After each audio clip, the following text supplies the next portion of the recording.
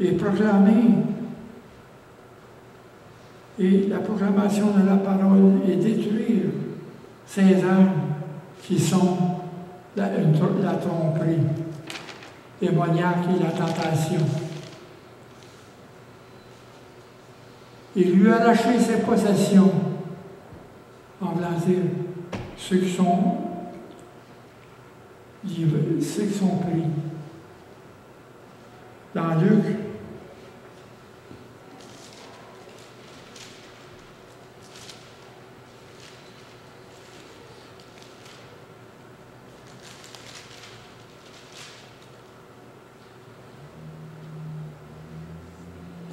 Jésus est venu pour nous délivrer.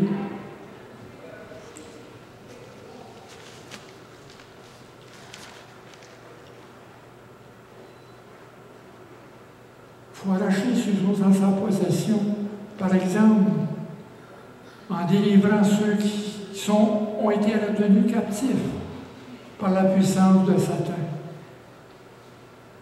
Et les remettre à Dieu pour qu'il soit recouvert par le pardon et le sang de la sanctification. La grande vérité,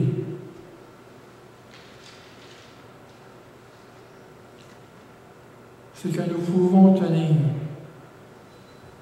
nous pouvons vaincre et nous pouvons lancer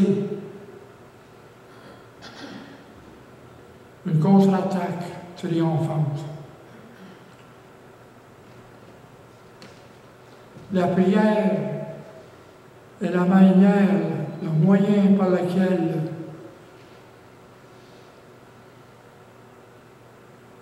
nous entrons dans le territoire de Satan, ce territoire qui est tenu, et la ville de lui, les hommes, les possessions et les champs d'activité et les outils de destruction qui présentent, justement, sont utilisés. Les disciples de Christ ne devraient pas seulement prêcher, comme je l'ai dit tout à l'heure, mais pas seulement prêcher l'évangile du royaume et apporter le salut. Ils doivent se présenter le royaume aux hommes comme Jésus, en chassant les démons et en guérissant les malades. La prière inspirée est active, est un potentiel pour tout croyeur rempli du Saint-Esprit.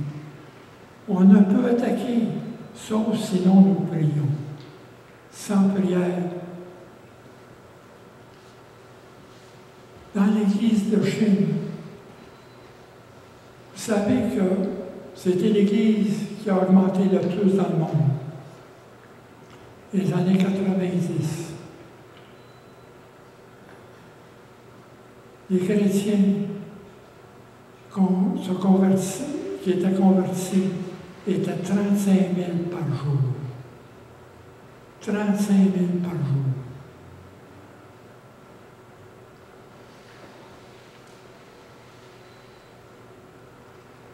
Sous le régime sous lequel ils vivaient. 35 000. Et ils disaient dans leur devise, little prayer, little power. Petite prière, petit pouvoir. No prayer, no power. Pas de prière, pas de pouvoir.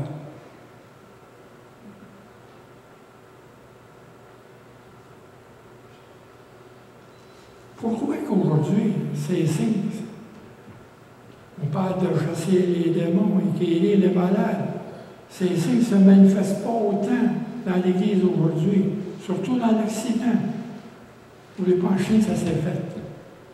Parce qu'en Chine, un pasteur,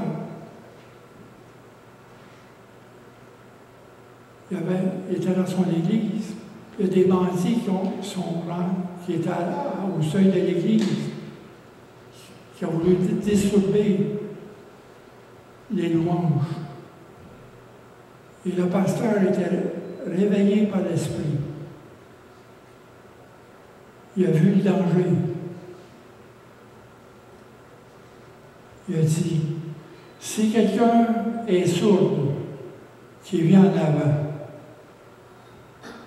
et comme de fait, on a conduit une femme qui était sourde en avant, elle a été guérie. Et après ça, d'autres sont venus qui étaient sourds, ils ont été guéris. Et d'autres sont venus pour des maladies, ils ont été guéris. Les bandits étaient là, ils voyaient tout ça. Ils sont retournés chez eux, parce qu'il y avait des malades chez eux. Ils ont amené leurs malades. Et ces malades-là ont été guéris. Ils sont convertis au Christ. Vous voyez, ce sont des saints qui viennent de Dieu dans des moments appropriés. Ils sont venus par la foi, par la conduite du Saint-Esprit. Pourquoi ça n'arrive pas? Vous la savez-tu? Dans Matthieu 17,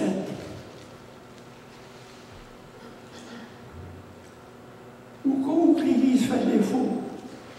Parce qu'on souhaite être partenaire avec Dieu pour chasser les démons, pour combattre les principautés.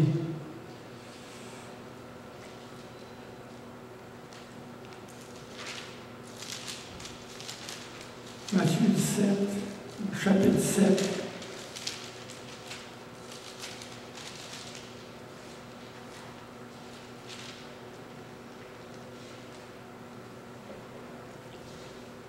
Lorsque les disciples ils ont mis quelqu'un qui ne voit pas guérir, ils n'ont pas pu guérir. Ou enlever les mauvais esprits qui étaient en lui parce qu'il était lunatique. Ses disciples ont dit, on n'a pas été capable de guérir. Mais au verset 17, il dit, race, incrédule, perverse, répondit Jésus. Jusqu'à quand serai-je avec vous? Jusqu'à quand vous supporterez-vous? Amenez-moi ici. Jésus pria sévèrement au démon. Pria sévèrement. Ce n'est pas des loups. Des prières de politesse. C'est des prières de violence qui sont sorties de lui et l'enfant fut guéri. Et à l'heure même. Alors les disciples de Jésus s'approchèrent et lui dirent en particulier, pourquoi nous n'avons pu chasser ces démons? C'est à cause de votre incrédulité, leur dit Jésus. Je vous le dis, en vérité, si vous avez la foi comme un grain de sénévé, vous pourriez dire à cette montagne, transporte-toi d'ici là. La foi. La clé, c'est toute la foi. La foi dans la prière, la parole.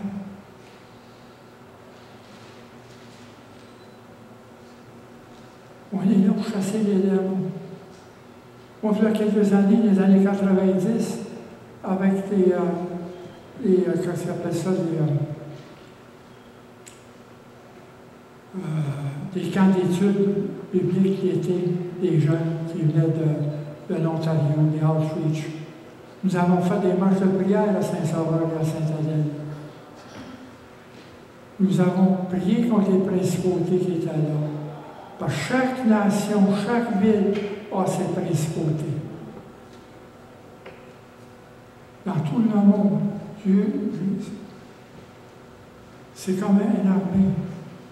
Il faut savoir comment, excusez le terme, comment mapper une map spirituelle.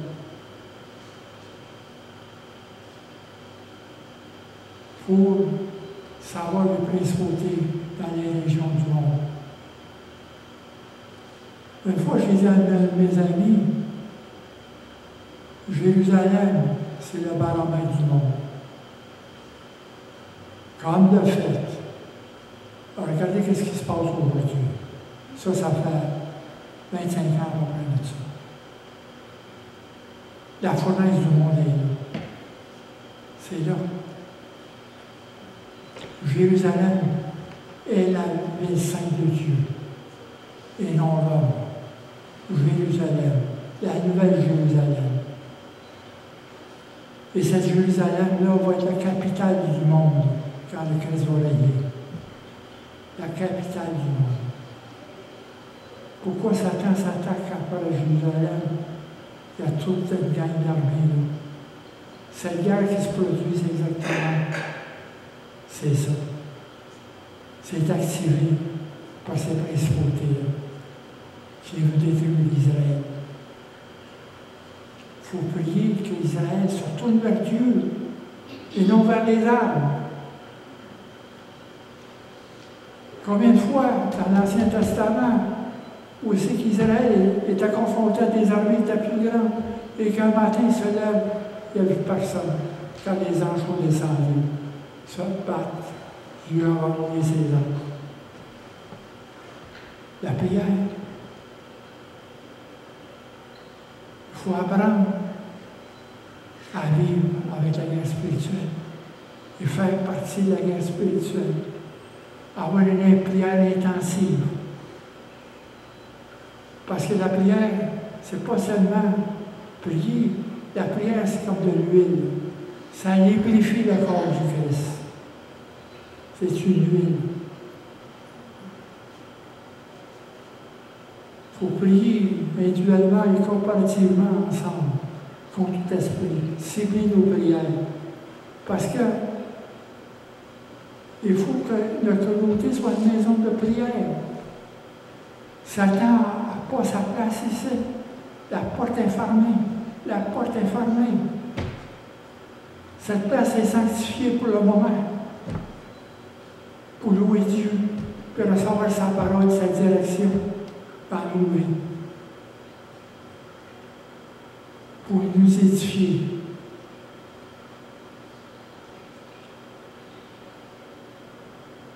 Aussi, la prière, il faut soit accompagnée d'un jeûne.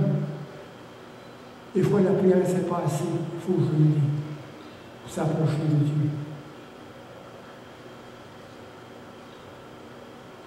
Moi, ce que vous faites, ça fait longtemps que j'ai ça, ici, depuis des années.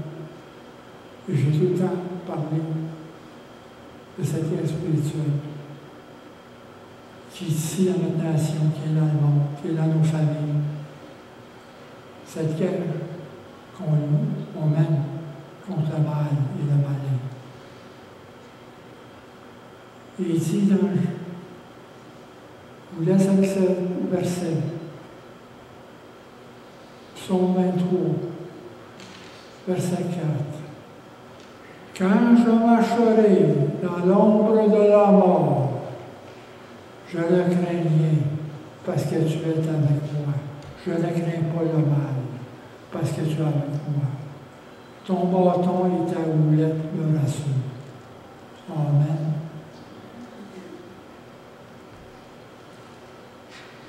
Seigneur, on te remercie pour ces paroles ce matin. On te prie, Seigneur, par ton Esprit Saint, de nous investir de ta puissance, Seigneur. Que ta puissance se manifeste aujourd'hui. Oui, Seigneur.